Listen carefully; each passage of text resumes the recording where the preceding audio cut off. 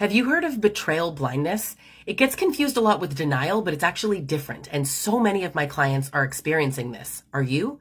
Betrayal blindness is a term coined by Dr. Jennifer Freyd, and it refers to the phenomenon of kind of overlooking, denying, and rationalizing a betrayal by someone who we've trusted and relied upon. And it often happens in the context of an intimate relationship, but not always.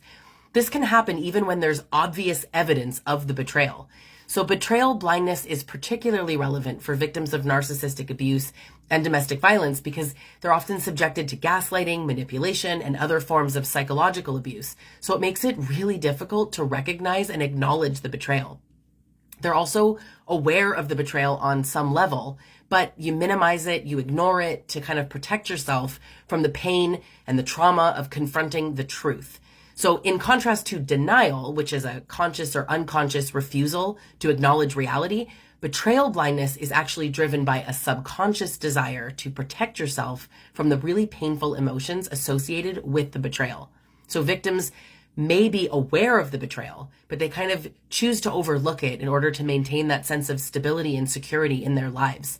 They may also be reluctant to acknowledge the betrayal because it challenges their beliefs about the person who has betrayed them, and it undermines your sense of self-worth, your identity.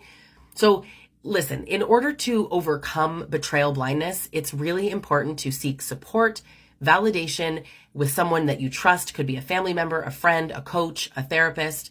This can really help you acknowledge and confront the betrayal, and it helps you begin that healing process. It's important to recognize that you're not responsible for the actions of your abuser. You deserve to be treated with respect and dignity. Betrayal blindness, it's a complex phenomenon that can have serious consequences for victims of narcissistic abuse.